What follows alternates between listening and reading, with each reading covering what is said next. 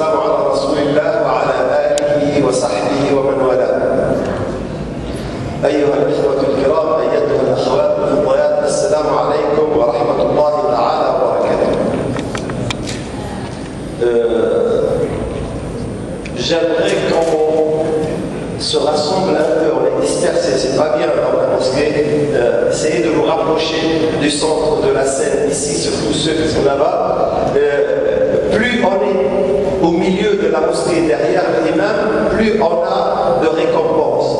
Et quand vous parlez de l'yamin, la droite, c'est derrière l'imam et être concentré au milieu et après dispatcher sur toute la mosquée. Donc essayez de gagner, c'est là où il y a le plus d'anges, Inch'Allah. Alors comme je n'ai pas beaucoup de temps, comme vous êtes très fatigués, je ne vais pas trop tarder, je vais juste faire un rappel et j'espère qu'il sera bénéfique, Inch'Allah, pour tout le monde. Avant de faire le rappel, je vais juste vous annoncer que là, je suis sorti un peu de la mosquée, on a vu une foule incroyable, des hommes, des femmes, des jeunes, des voitures partout. Il y a le préfet qui a envoyé des agents de police pour réguler la circulation, pour surveiller, pour protéger les citoyens. Ils ont préparé leur travail et savent que cette nuit, il va y avoir une foule. Puis il y a les responsables de la mosquée qui ont envoyé des frères un peu partout pour guider les gens, pour régenter le parking, etc. Mais au même moment, au ciel, Allah subhanahu wa ta'ala, il a envoyé des milliards d'anges pour venir nous accompagner. Cette nuit, c'est une fête dans le ciel. C'est une fête qui a comme signe extérieur, si on était au ciel, qu'est-ce qu'on aurait vu ce soir? Les anges, ils ont décoré le ciel. C'est comme bientôt, il va y avoir le 14 juillet ici, il va y avoir des drapeaux, il va y avoir des lumières, il va y avoir un défilé militaire. Et bien, il y a un défilé ce soir dans le ciel, et les portes du paradis sont ouvertes. Il y a une décoration. Et chaque musulman a été convié à une patrouille d'anges.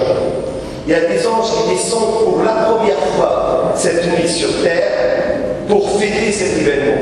Parce que c'est la fête nationale du ciel par essence. C'est la date anniversaire de la révélation du Coran. C'est le jour où Allah subhanahu wa ta'ala il a envoyé ce message à l'humanité. Et c'est une nuit qui vaut plus de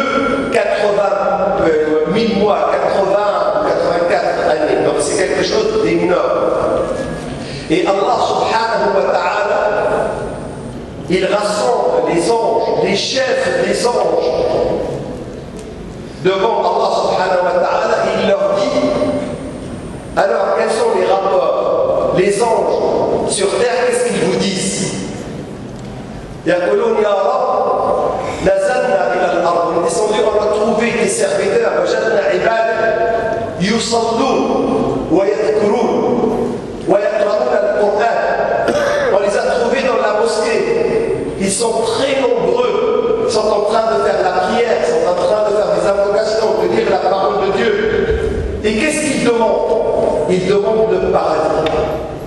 Et est-ce qu'ils ont déjà vu le paradis? Là, ils ne l'ont pas vu. Et si jamais ils avaient vu le paradis, à ce moment-là, ils n'arrêteraient pas de prier. Ils n'arrêteraient pas de lire le nom. Allah subhanahu wa ta'ala dit Ushidukum ya malaikati anni qad ghafartu lahum wa fatahtu lahum abwab al-jannah. Je leur pardonne et je leur ouvre les 8 portes du paradis. Yadkhuluna min ayyi babin sha'a. Ils rentrent par où ils veulent. Et à chaque instant, mais ce n'est pas notre instant à nous, ce n'est pas notre temps à nous, c'est le temps divin.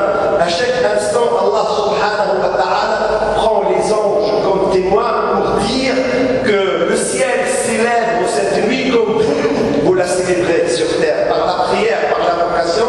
Allah subhanahu wa ta'ala, il la célèbre par le pardon et par la protection. Il vous envoie des anges qui sont avec nous dans cette mosquée, qui accompagnent.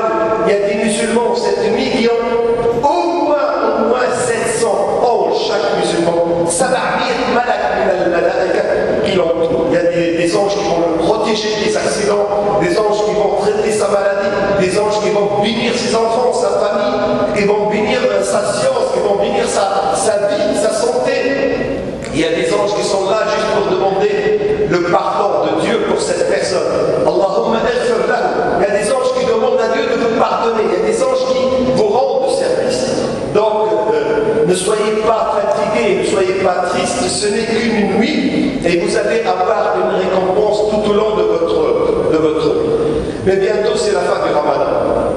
Dans quelques jours, c'est la fin du Ramadan.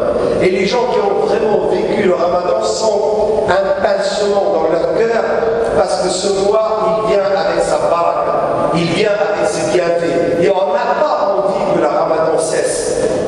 Cette grande mosquée, Masha'Allah, on l'a déjà vu pleine le vendredi, mais on ne l'a jamais vue pleine comme aujourd'hui. Et vous allez voir, le jour de l'Aïd, il n'y aura pas de place, ni dedans, ni dehors. Et c'est un miracle, c'est quelque chose qu'on ne peut pas. J'ai discuté avec un responsable européen dans une capitale européenne. Il me dit, l'islam nous pose problème. On ne sait pas. On a décrété des lois pour interdire aux musulmans les mosquées, pour interdire le foulard, les compromettre. On vous a accusé de terrorisme, de fanatisme. On a tout fait pour que personne ne s'intéresse à cette religion. Mais tous les jours, il y a beaucoup plus de musulmans, beaucoup plus de musulmans, beaucoup plus de convertis, beaucoup plus de mosquées, beaucoup plus de foulards. Je lui dis, mais parce que vous avez raté l'adresse. Vous n'êtes pas en train de combattre les musulmans, vous êtes en train de combattre Dieu. Wallahu ghalibun ala amrih. Et celui qui combat Dieu ne va jamais gagner. Donc on voit la bénédiction, on voit al-khayr dans ce mois. Et celui qui vient avec un observateur extérieur, il voit ces milliers de personnes. Ce soir, j'ai fait une conférence à 23h dans la mosquée de Sanois. Les gens étaient debout dans la salle, c'était juste avant l'échelle. La salle était archi pleine, les caves étaient pleines, les salles de classe étaient pleines, et les gens étaient debout quand on est venu parce qu'il n'y avait pas de place. Et je suis venu de Sanois, je suis passé à l'UIF pour faire un cours, et la salle qui est les femmes, ma femme était avec moi, elle m'a dit on était serrés, écrasés, il n'y avait pas de place du tout. Et dehors, il n'y a pas de place. On est passé à côté de la mosquée pakistanaise, il n'y a pas de place. Les gens font la prière sur le trottoir. Je suis venu ici, les gens faisaient la prière dans la place, en dehors, partout. Et il y a presque autant d'hommes que de femmes. Alors qu'il y a quelques années, il y a quelques femmes. La majorité des mosquées n'avaient même pas de place pour les femmes. Et en tout cas, les femmes ne sortaient pas à la mosquée la nuit. Là, j'ai vu, il y a plus de femmes que d'hommes. Si vous croyez que c'est notre intelligence, c'est notre planification, c'est notre travail qui a fait ça, vous n'avez rien compris. C'est la force de cette religion, c'est l'agenda de Dieu, c'est Allah subhanahu wa ta'ala qui a décidé, qui a décrété ça. Et ce mois, il vient avec sa baraka, sa bénédiction. Mais comme il va nous quitter d'ici quelques jours, je sais que vous avez une conférence avec Walid sur un bilan pour le mois de Ramadan.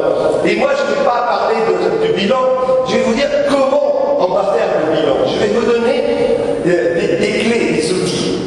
Je vous ai déjà parlé, peut-être pas dans cette mosquée, mais dans notre petite mosquée, des degrés de l'adoration. Marat al-ibad. Je vous ai dit qu'en islam, il y a le premier degré de l'adoration, c'est ce qu'on appelle martabat al-taqwa. C'est la crainte de Dieu. Tu devrais passer ta vie à construire un barrage entre toi et l'enfer. Une préservation qui te préserve de l'enfer. C'est ça, al-taqwa. Ya ayyuhalladhina amanu qu anfusakum wa ahlikum naran waquduha an-nas wal hijara. Mais si jamais tu réussis, tu ne peux pas aller ailleurs si tu n'as pas réussi ce premier diplôme, le diplôme de taqwa. Si jamais tu réussis ça, tu passes à un autre stade, qui est la bienfaisance. Et là, en plus des obligations, tu vas faire al-nawaf, tu vas faire les bonnes choses, la bienfaisance, tu vas faire al-khayr, le bien partout. Et si jamais tu réussis, tu peux prétendre à la troisième station, la station de l'excellence.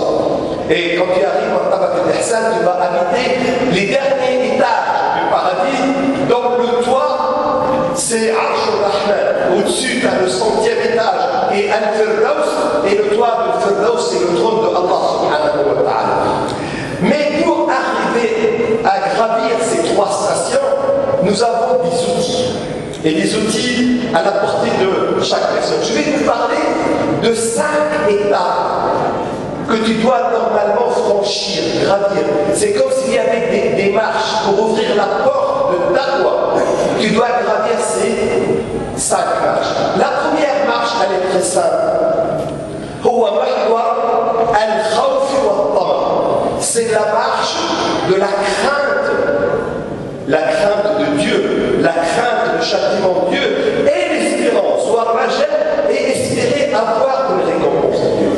Et cette marche-là, elle est à la portée de tout le monde, parce que même si ton cœur n'est pas éclairé par la foi, même si le ramadan n'a pas fait son effet dans ton cœur, tu dois atteindre cette marche. Ça veut dire quoi?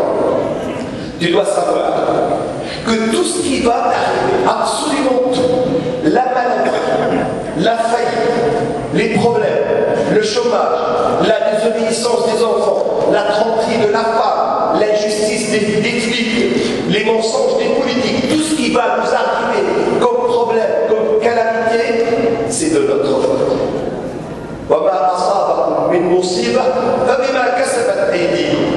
Tout ce qui vous arrive, il ne faut pas croire que c'est le destin de Dieu. Oui, le destin de Dieu, mais Dieu, il est équitable. Et Dieu, il est juste. Et Dieu ne va jamais châtier quelqu'un comme ça gratuitement. Il ne va jamais envoyer une maladie à un musulman juste par plaisir.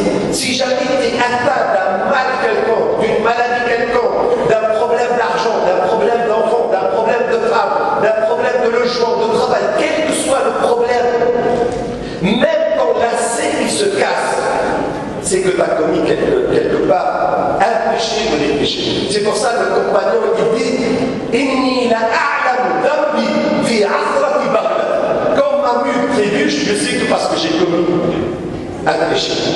Soit tu es conscient, soit tu n'es pas conscient. Et c'est pour ça, à la fin de la journée, on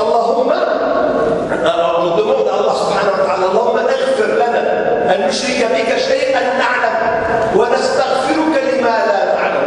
Pardonne-nous les péchés que nous connaissons, mais surtout pardonne-nous les péchés dont on n'est pas conscient. Donc si jamais tu veux échapper à la maladie, à la pauvreté, à l'injustice, au chômage, aux problèmes, aux calamités, aux douleurs, aux souffrances, tu devrais avoir peur de ces maladies. Ça atteint tout le monde. Si jamais tu veux être préservé, tu dois au moins pas avoir peur de Dieu, avoir peur au moins du châtiment de Dieu dans cette vie. Et si tu veux échapper à tout ça, il faudrait que tes relations diplomatiques avec Allah soient excellentes. Il faudrait que tu sois en bonne relation. Et cette nuit, ce mois-ci, c'est l'occasion de régler tous les problèmes. C'est l'occasion d'effacer tous les péchés. De demander à Allah subhanahu wa ta'ala de t'accorder tout ce que tu veux. Ça, c'est la peur. Tout le monde a peur d'être malade. Et bien, si tu ne veux pas tomber malade, fais attention à ce que tu fais. Fais attention à ce que tu dis. Fais attention à ce que tu manges. Fais attention à ce que tu portes. Parce que tout ce qui t'arrive comme souffrance, comme malheur, c'est ta faute. Tu dois chercher. Elle est ta faute. Mais c'est sûr que c'est ta faute.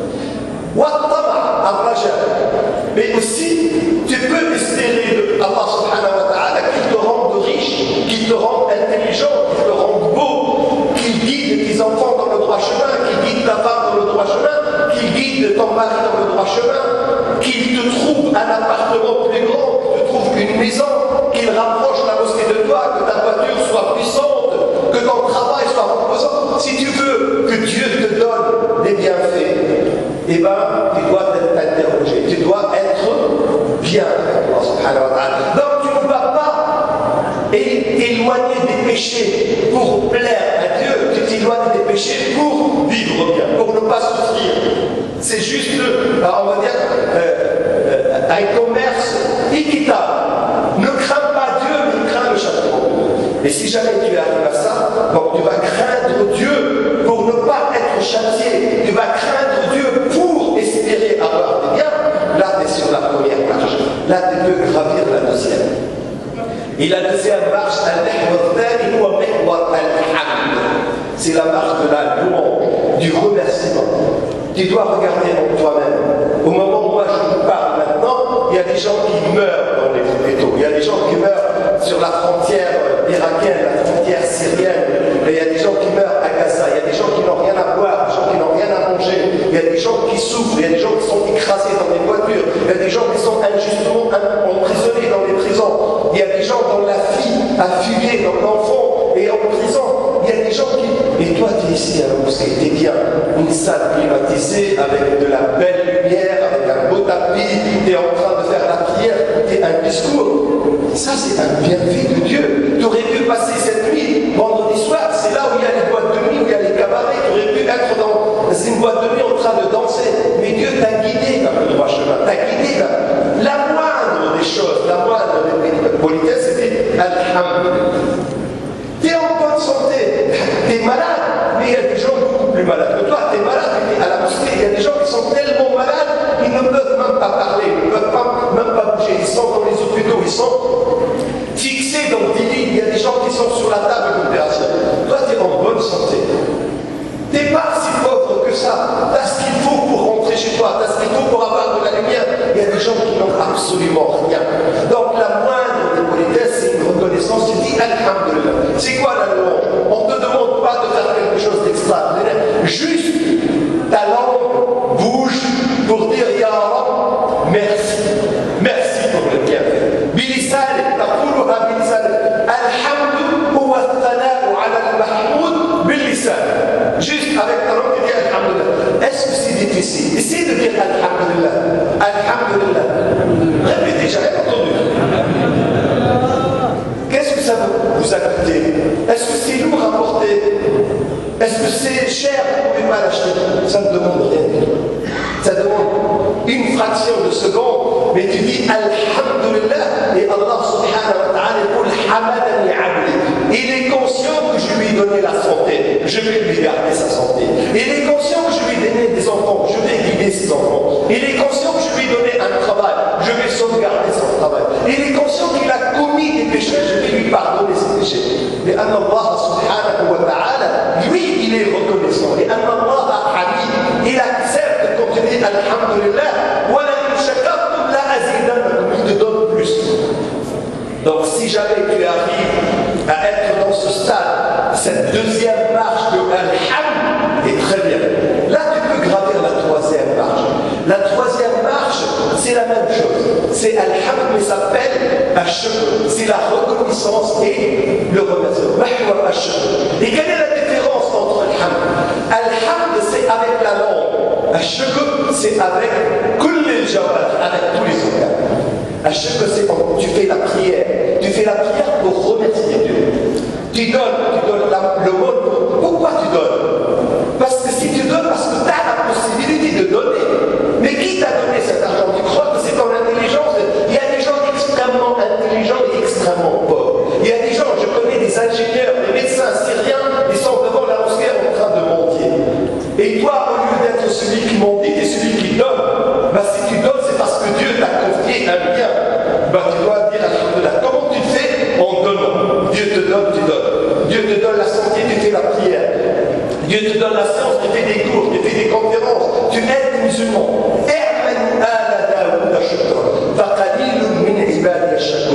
Allah subhanahu wa ta'ala, il a dit à son serviteur, à son prophète David, il lui a donné à Daoud des choses qu'il n'a donné à aucun autre prophète. Il a donné à son fils Salomon des choses qu'il n'a donné à aucun autre prophète. Et Salomon, il a demandé plus que son père. Parce que Daoud, il a demandé à Allah subhanahu wa ta'ala de lui donner des choses qu'il n'a jamais donné à personne. Et Dieu lui a donné. Mais Sulayman, il a dit alors donne-moi des choses que tu n'as jamais donné à personne et que tu donneras jamais à personne. C'est-à-dire qu'il ne voulait même pas que quelqu'un ait ces choses-là. Allah subhanahu wa ta'ala lui a donné le vent, et il n'a donné ça qu'à soi. Seulement Allah subhanahu wa ta'ala, il a dit à Daoud, fais la prière, fais le ramadan, fais l'aumône, fais le zakat, fais le hajj, fais le bien, fais l'enseignement. Toutes les œuvres de bien. Tu ne dois pas seulement te contenter de dire Alhamdulillah, tu dois faire Alhamdulillah. Tout ce qui est bien, tu dois le faire. قالوا يا رب إذا شكرتك هكذا فهذا الشكر هو نعمة منك تستحق الشكر. Le fait que je fasse le bien, c'est déjà un fait bien de Dieu. Et ça mérite que je remercie Dieu. Mais si je dis Alhamdulillah, c'est que Dieu m'a guidé. Et je dois dire Alhamdulillah ala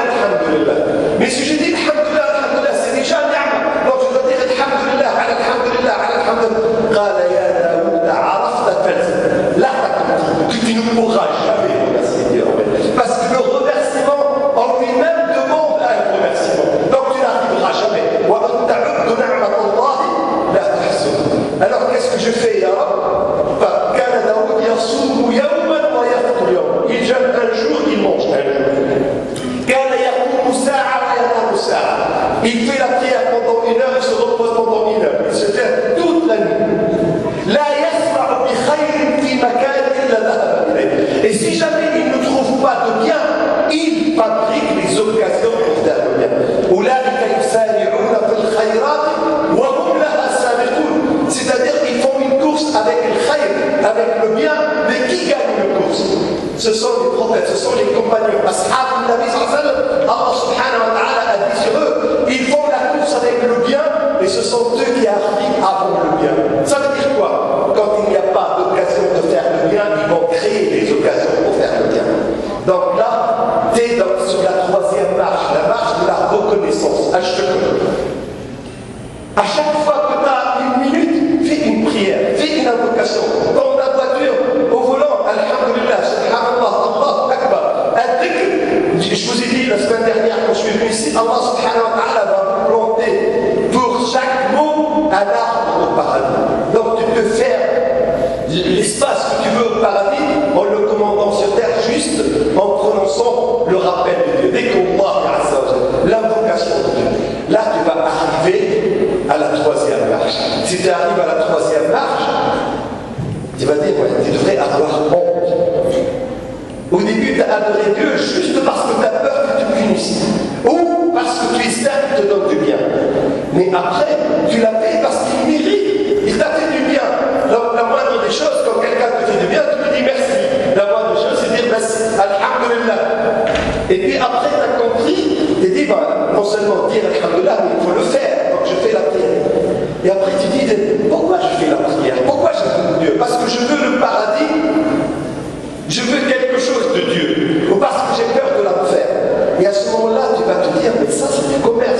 En réalité, je n'aime Dieu que pour un intérêt. J'ai un intérêt. C'est quoi l'intérêt? C'est que je n'aille pas au paradis, que je n'aille pas en enfer, que j'aille au paradis. Mais c'est du commerce. Donc en réalité, tu adores Dieu parce que tu as besoin de quelque chose. Tu veux accomplir quelque chose de Dieu. Et là, tu vas avoir honte. Tu dis, non, je dois adorer Dieu parce qu'il mérite l'adoration. C'est pour ça, Rabbi al-Adawi a dit, Ya Rab, in kunta ta'lam anni a'buduka tama'an fi jannatik, fa'khrimni minna. Wa in kunta ta'lam anni a'buduka khawfan min narik, fa'adkhilni fiha. Rabbi a dit, si jamais tu penses que je t'adore pour avoir le paradis, bah prive-moi du paradis. Si tu penses, Ya Rab, que je t'adore parce que j'ai peur de l'enfer, eh bien, mets-moi dans l'enfer. ولكني أعبدك لأنك الله لا إله إلا أنت أهلا للعبادة. Parce que mon Dieu, tu mérites d'être adoré. Quel que soit le paradis l'enfer, je t'adore. أعبدك لأنك تستحق تستأهل أنت خالقي أنت ربي أنت رازقي يا ربي أعبدك لأنك تستحق. وهذا مقام التعظيم والإجلال. C'est la station, la 4e marche de la glorification de Dieu. Tu vas glorifier Allah subhanahu wa ta'ala par ton cœur. Et à ce moment-là, tu vas rentrer dans une autre dimension.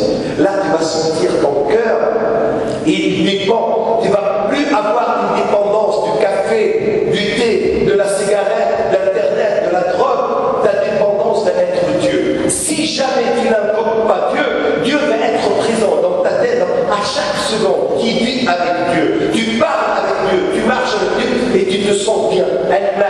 Tu te sens accompagné par Allah subhanahu wa ta'ala. Et tu vas te sentir bien, tu vas te sentir fort, tu vas te sentir fier, tu vas te sentir digne. Pourquoi? Parce que tu parles avec Dieu, tu frappes avec Dieu, tu marches avec Dieu, tu manges avec Dieu. Et à ce moment-là, les flics, la maladie, les journalistes, la pauvreté, le chômage, l'Amérique, Israël, les ennemis, les bons, personne ne te fait peur. Personne ne te fait peur. Pourquoi? Parce que tu es avec Al-Hayy alladhi la yamut. Tu es avec Allah subhanahu wa ta'ala qui est au-dessus de tout le monde. Et tu te sens bien, tu te sens apaisé. Et quand tu vois qu'il y a des confusions, il y a des hier, toi tu vois clair, tu as la clairvoyance, tu as la confiance en Dieu. Tu sais que tout ce qui se passe, il y a une explication rationnelle. Allah la yuridu illa al-khayr. Al-khayr fi ma ikhtarahu Allah. Et tu vas accepter. Même ce qu'on va t'infliger, tu vas l'accepter parce que tu sais que Dieu ne va pas te délaisser, ne va pas te laisser tout seul. Tu arrives à ce quatrième stade, à cette quatrième marche. Mahwar al-ta'zim wal-ijlal. Là, tu peux mériter la cinquième marche.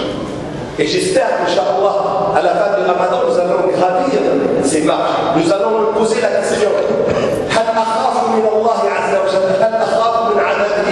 هل أحمد الله سبحانه؟ هل أشكر الله سبحانه؟ هل أعظم الله سبحانه؟ Si tu arrives à ces quatre stades, tu peux prétendre à la cinquième marche. المحور الخامس هو محور الحب الأسمى، حب الله تعالى. À ce moment-là, tu vas adorer Dieu parce que tu l'aimes.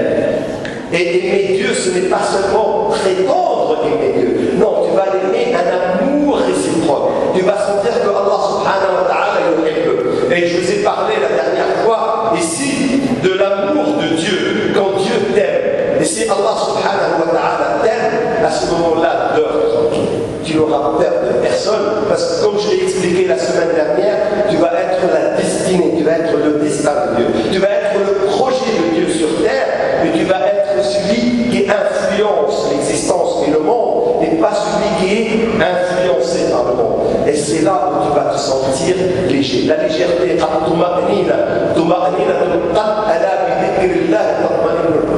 et à ce moment-là,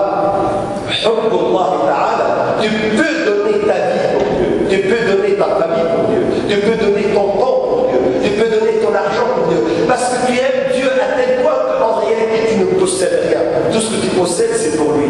Et c'est à ce moment-là que tu deviens le musulman utile, le musulman qui est bon pour tout le monde. Al-Muslim, aqrabu an-nasi ila Allah ta'ala huwa anfa'uhum lin-nas. Tu vas être plus proche de Dieu parce que tu vas aimer l'amour.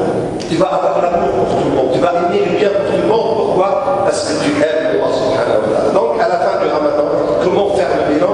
Walid va vous parler du bilan. Comment faire le bilan? Vous avez ces marches. Vous devez les gravir. On doit essayer de gravir ces marches, ces outils, ces clés pour arriver, Inch'Allah, à cette station de l'amour de Allah subhanahu wa ta'ala. Et à ce moment-là, on aura l'assurance, on aura la garantie que notre vie sur terre sera conforme à ce que Dieu veut. Et surtout, notre vie dans le delà sera au paradis et dans la satisfaction de Allah subhanahu wa ta'ala. Nas'al Allah subhanahu wa ta'ala an nakuna min alladhina nuhibbuhum wa yuhibbuna. Et comme c'est difficile d'arriver à ce stade, ne cessez jamais de répéter Allahumma a'inni ala dhikrika wa shukrika wa husni ibadatik. Et ne cessez jamais cette nuit jusqu'à tout à l'heure, salat al-fajr,